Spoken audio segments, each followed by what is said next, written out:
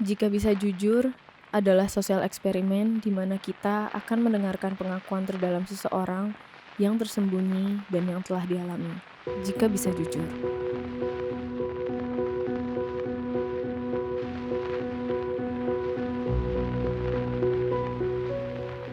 Buat gue keluarga nomor satu, diri sendiri nomor dua lah. Tiap hari ke kantor gue naik KRL, nyambung sama ojol. Makan siang, kudu bawa bekal yang disiapin sama istri tiap hari. Lauk ya seadanya aja. Gua juga jarang jajan, karena kan ya sayang lah. Mending uangnya juga buat orang rumah aja. Oke lah tetap jajan kalau emang lagi bareng temen kantor gitu. Biar enak kan? Tapi ya tetap harus irit lah. Momen teririt gue itu adalah sehari boleh ngeluarin uang cuma 15.000. Bayangin. Dan kalau di kantor kan orang beragam ya. Dari yang 11-12 sama gue, sampai yang Sultan juga ada lah. Ya terkadang tuh yang Sultan gak ngerti sama sekali kenapa gue irit banget. Dan mereka suka bilang, diri lu deserve it kok. Maunya juga gitu. Tapi gimana? Di balik itu semua, gue gak pengen ngelakuinnya. Tapi ya gue harus ngelakuinnya. Semenjak bapak meninggal, gue harus bantu ibu dan keluarga gue tiap bulannya.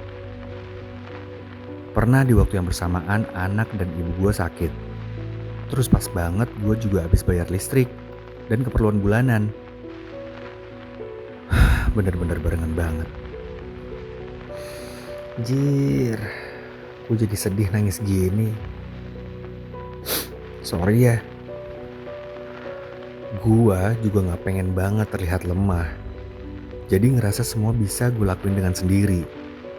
Tapi ternyata gue butuh bantuan. Jujur, gue sempat punya pikiran gila. Dan kabur dari keadaan kayak gini. Gue pun kabur. Dan gak ada yang tahu gue kemana. Sampai dibilang gak bertanggung jawab dan lain-lain.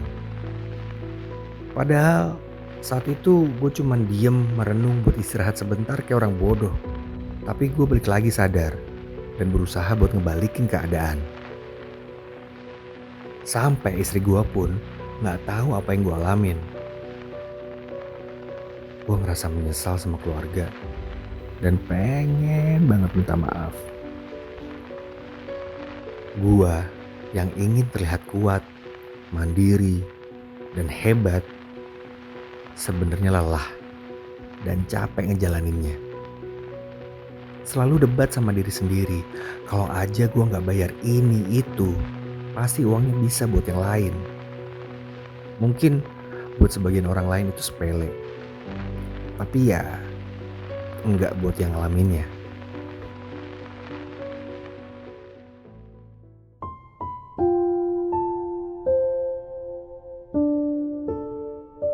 Gue merasakan apa yang dirasakan oleh Mas yang ada di cerita tersebut. Somehow it's feel really related.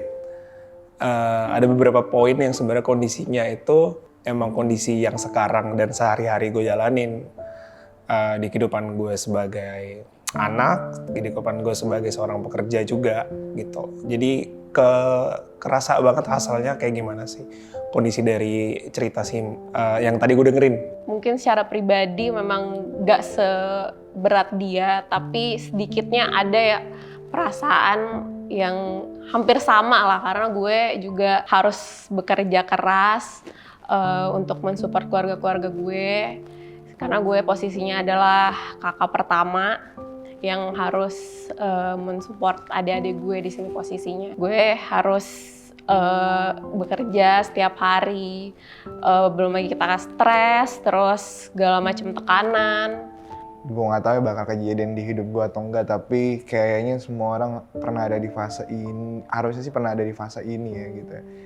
Bingung gitu, nggak tahu harus ngapain, terus nggak tahu harus nyelesainnya gimana masalahnya.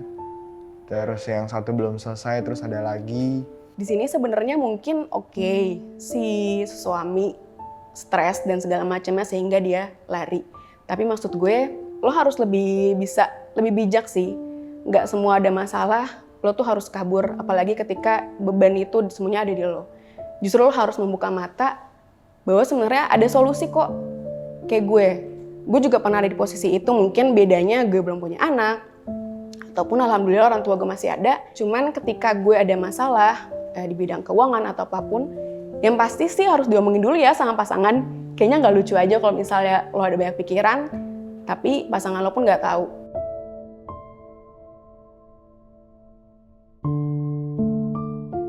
Kalau misalnya pengalaman gue pribadi sih enggak sih, tapi orang terdekat gue merasakan hal yang sama, yaitu suami gue yang mungkin posisinya sekarang sama seperti yang ada di story itu. Jadi suami gue itu anak cowok pertama, jadi sekitar 2 tahun yang lalu papanya pergi dalam kondisi adik-adiknya masih kecil, masih ada yang bayi malah. Jadi dia sekarang posisinya harus mensupport keluarga-keluarganya. Dia punya 3 adik dan posisinya dia juga harus mensupport gue juga yang punya adik-adik juga. Jadi ya posisinya kita harus sama-sama mensupport keluarga besar kita nih. Nggak semua orang tuh lahir dengan kondisi yang sama-sama gitu. Tiap orang pasti punya strugglingnya masing-masing. Nggak tahu misalnya kalau gue sendiri, ya gue bukan dari keluarga yang emang punya ekonomi yang lumayan gede gitu. Gue dari keluarga yang ekonominya cuma menengah ke bawah, dan ya mau nggak mau gue sendiri yang harus jalan dan struggling buat upgrade hidup gue sendiri gitu. Selama ini kalau misalnya ngomongin lifestyle ya, pasti ya jalan-jalan aja, nongkrong-nongkrong aja, semua ajakan temen diiyain. Kalau misalnya nggak iya tuh kayaknya FOMO banget gitu, gengsi gitu. Tapi dengan punya hidup yang seperti itu juga kan nggak ada untungnya. Dan itu juga benar-benar jadi sentilan buat aku dan buat orang-orang yang terprivilege lainnya untuk bisa memanage dan lebih aware lah ke depannya. Karena kita benar-benar nggak ada yang tahu ke depannya itu gimana dan apa yang akan terjadi. Kadang-kadang kita baru gajian gitu, ngeluarin ini, ngeluarin itu buat ini, buat itu gitu, yang sebenarnya nggak masuk plan bulanan, keluarnya gampang banget gitu. Ternyata pas di akhir bulan, bahkan belum sampai akhir bulan, baru tanggal berapa belasan udah habis, dan nggak tahu kalau di ujungnya itu kan kita bakal ada kejadian yang mungkin nggak kita sangka-sangka, yang mungkin darurat gitu, mungkin sakit atau mungkin ya amit-amit kecelakaan. Ya yang paling penting adalah mengelola emosi ketika pengen ngeluarin duit sih.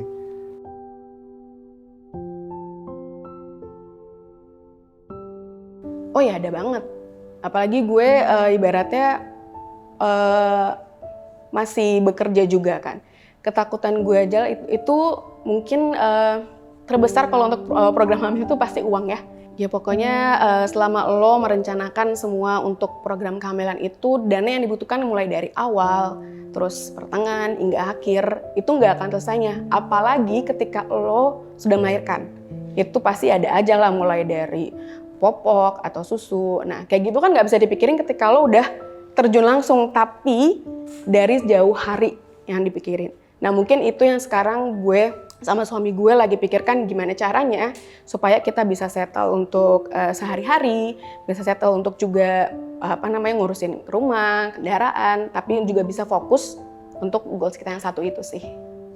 Kalau ketakutan terbesar gue paling takut kalau misalnya orang-orang terdekat gue, terutama kayak nyokap atau bokap atau adik atau kakak gue, itu ada dalam satu keadaan yang sulit dan mereka butuh bantuan gue. Mungkin nggak secara emosional tapi secara finansial, dan gue nggak bisa support itu. Itu sih ketakutan gue yang paling besar. Jadi gue ngerasa kayak ngerasa useless buat mereka karena gue bisa nolongin. Ketakutan gue sih, gue takut banget nggak bisa ngebiayain adik-adik gue sampai mereka bisa mandiri.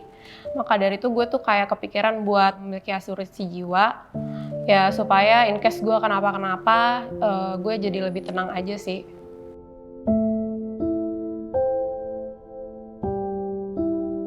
Ya alhamdulillahnya di pertama kali gue kerja profesional gitu ya, gue langsung ngerasa bahwa oh ini penting nih gitu. Kayak nyokap gue tuh udah sekolahin gue tinggi gitu. Jadi gue harus lebih banyak belajar daripada nyokap bokap gue gitu, yang mungkin kayaknya hampir sepanjang hidupnya dia nggak kenal asuransi, atau mungkin dia ada pengalaman buruk mungkin dengan dengar cerita orang atau bahkan keluarganya dia mengalami suatu kejadian buruk. Tapi gue ngerasa ini tuh penting banget sih asuransi. Jadi gue putuskan untuk dari awal gue kerja profesional tuh gue udah mulai sisihin duit gue buat asuransi, udah mulai nabung buat dana darurat, udah misahin yang mana gue harus dana buat happy, dana buat pendidikan, sampai dana buat persiapan nikah gitu. Jadi penting banget sih pas kita pertama kali kerja, kita udah tahu duit kita tuh bakal dikemanain dan gunain buat apa aja. Kalau buat gue sendiri pernah banget ya, dulu sih gue itu nggak pengguna asuransi, dan kayak pernah one day gue tuh jatuh sakit, gue di diagnosa usus buntu, gue harus operasi di hari itu juga, dan di situ gue nggak punya asuransi, gue nggak punya dana cadangan buat dana darurat, dan gue bingung banget waktu itu. Dan akhirnya gue harus, untung waktu itu masih ada orang tua gue yang bisa support gue buat operasi itu gitu. Dan menurut gue di situ gue ketampar banget, gila ternyata asuransi sepenting itu ya. Kalau misalnya ditanya soal asuransi, mungkin gue adalah orang-orang yang masuk ke golongan yang skeptis akan asuransi. Jadi in the first time tuh kita nggak percaya nih kayak apa sih pentingnya asuransi gitu.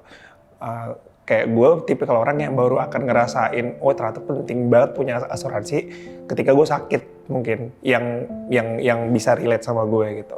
Ternyata selama ini yang gue nggak sadarin, asuransi itu bisa ngebantu gue kalau misalnya gue lagi ada dalam kondisi kayak sakit, gue harus bayar rumah sakit. Rumah sakit kan ternyata juga nggak murah gitu kan, apalagi kalau udah harus rawat inap, harus obat segala macam kayak gitu-gitu sih. Itu menurut gue di situ ngebantu banget sih, baru kerasa dampaknya. Sejujurnya sih aku pribadi belum punya pengalaman seputar asuransi. Tapi orang tua aku tuh punya asuransi gitu. Nah, itu benar-benar jadi pengingat aku untuk bisa punya asuransi. Terus aku juga dari cerita tadi tuh yang aku dengar, itu jadi benar-benar pengingat aku lah untuk biar bisa punya asuransi. Karena dengan punyanya asuransi aku pasti ngerasa lebih aman dan lebih terlindungi lah gitu. Karena nggak ada yang tahu ke depannya gimana. Apa aku bakal sehat terus lah, atau terprivilege terus, berkecukupan terus gitu. Jadi aku akan harus punya asuransi sih ke depannya.